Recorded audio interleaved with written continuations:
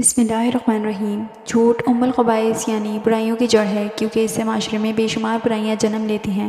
رسول اللہ صلی اللہ علیہ وآلہ وسلم فرماتے ہیں کہ سچ کو لازم کر لو، کیونکہ سچائی نیکی کی طرف لے جاتی ہے اور نیکی جنت کا راستہ دکھاتی ہے۔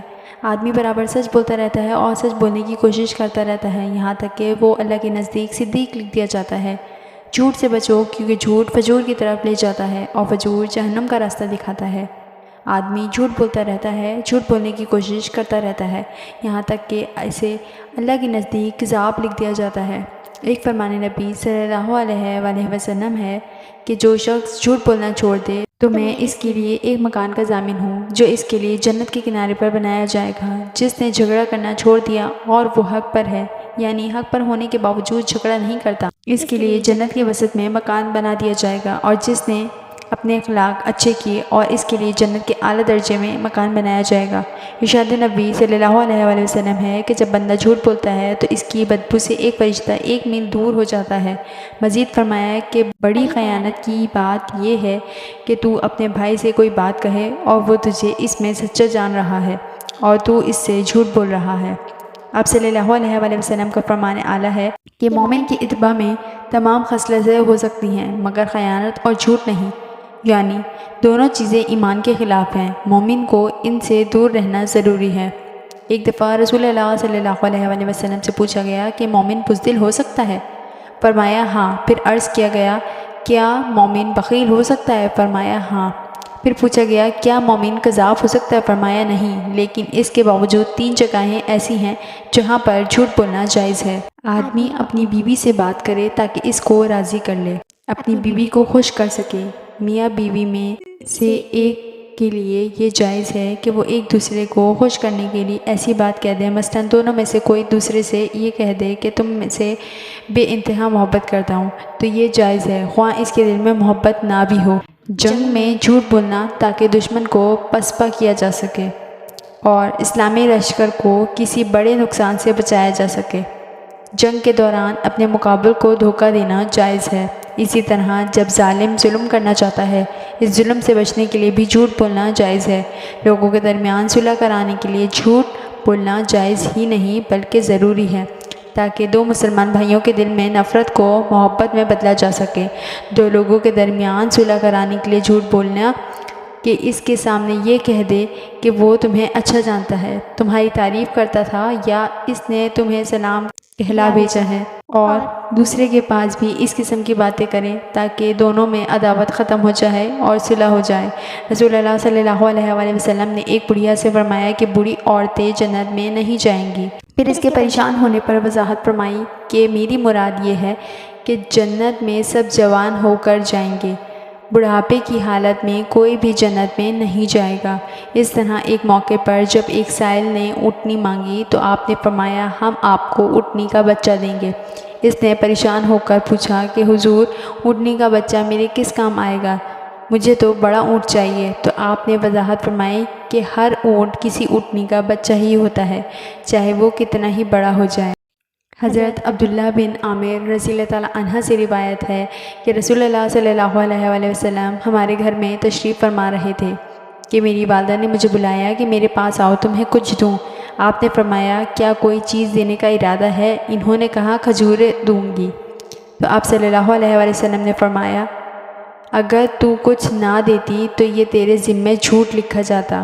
حضرت عائشہ رضی اللہ تعالیٰ عنہ فرماتی ہیں کہ بعض لوگوں نے رسول اللہ صلی اللہ علیہ وآلہ وسلم سے کہنوں کے متعلق سوال کیا تو آپ صلی اللہ علیہ وآلہ وسلم نے فرمایا کہ وہ کوئی چیز نہیں ہے۔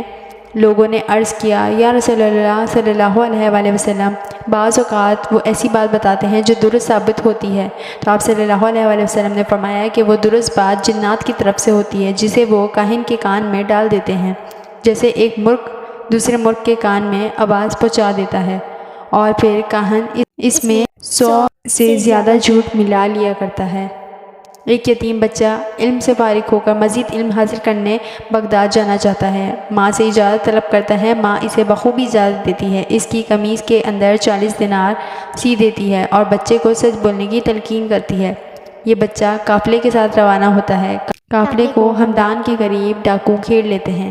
ایک ڈاکو اس بچے سے پوچھتا ہے تیرے پاس کیا ہے؟ بچہ کہتا ہے میرے پاس 40 دینار ہیں۔ ڈاکو اس کو مذاق سمجھ کر چلا جاتا ہے اور اپنے سردار کو اس بچے کے بارے میں بتاتا ہے تو سردار اس بچے کو بلا کر اس سے پوچھتا ہے۔ بچہ پھر سچ بولتا ہے۔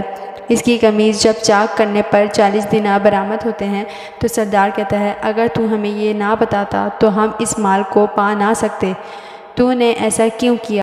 بچے نے کہا میری ماں نے مجھے نصیحت کی تھی کہ کبھی جھوٹ نہ بولنا۔ سردار نے یہ سنا تو اس کے دل پر چوٹ لگی اور زاروں قطار رونے لگا اور کہنے لگا بچے تو کتنا اچھا ہے کہ اپنی ماں سے کیا ہوا وعدہ پورا کر دیا، اور ہم کتنے برے ہیں کہ اللہ سے کیا ہوا وعدہ پورا نہیں کر رہے اور مخلوق کو لوٹ رہے ہیں۔ پھر کیا تھا، سردار اور اس کے ساتھیوں کے دل کی دنیا ہی بدل گئی، وہ انسان بن گئے۔ یہی بچہ آگے جا کر بہت بڑے بزرگ بنے۔ آج دنیا جنہیں شیخ عبد القادر جیلانی رحمۃ اللہ علیہ کے نام سے جانتی ہے۔ ناظرین، جھوٹ ایک ایسا فعل ہے جس کا شمار گناہ کبیرہ میں ہوتا ہے۔ قرآن مجید میں ارشاد باری تعالیٰ ہے کہ بے شک اللہ اس کو راہ نہیں دکھاتا جو جھوٹا ہے۔ جھوٹ کے لیے عرب میں کذب کا لفظ استعمال ہوا ہے اور اس کے معنی ہیں جھوٹ اور جھوٹ بولنے والے کے ہیں۔ جھوٹ ایک ایسی برائی ہے جس سے دوسری برائیاں نکلتی ہیں، اس لیے جھوٹ کو تمام برائیوں کی جڑ بتایا گیا ہے۔ حضور اکرم صلی اللہ علیہ وآلہ وسلم نے جھوٹ بولنے کی مذمت فرمائی اور ارشاد فرمایا جھوٹ گناہ کی طرف لے جاتا ہے اور گناہ دوزخ میں لے جانے والا کام ہے۔ حضور صلی اللہ علیہ وآلہ وسلم نے منافق کی ایک علامت یہ بھی بتائی ہے کہ جب منافق گفتگو کرتا ہے تو جھوٹ بولتا ہے۔ منافق چونکہ دل میں کچھ اور رکھتا ہے اور زبان پر کچھ اور لاتا ہے، اس لیے وہ جھوٹا منافق قرار پائے گا۔ جھوٹ بول کر سودا بیچنا حرام ہے۔ اس میں ایک تو جھوٹ بولنے کا گناہ، دوسرے مسلمان کے ساتھ دھوکہ اور فریب کرنا۔ حضور اکرم صلی اللہ علیہ وآلہ وسلم کا ارشاد ہے تاجر لوگ قیامت کے دن بدکار ہونے کی حالت میں اٹھائے جائیں گے سوائے اس شخص کے جو نیکی کا کام کرے، مثلا صدقہ خیرات دیا کرے، سچ بولے۔ حضور اکرم صلی اللہ علیہ وآلہ وسلم نے فرمایا اللہ تعالیٰ قیامت کے روز تجارت میں جھوٹی قسمیں کھانے والوں سے نہ گفتگو کرے گا، نہ اس کی طرف توجہ فرمائے گا اور نہ اسے پاک کر کے جنت میں داخل کرے گا، کیونکہ وہ شخص جھوٹی قسم کے ذریعے اپنے مال و تجارت کو فروغ دینے والا ہوگا۔ حضور اکرم صلی اللہ علیہ وآلہ وسلم نے فرمایا سچا اور ایمانت دار تاجر قیامت کے دن نبیوں اور صدیقوں، شہیدوں اور ولیوں کے ساتھ ہوگا۔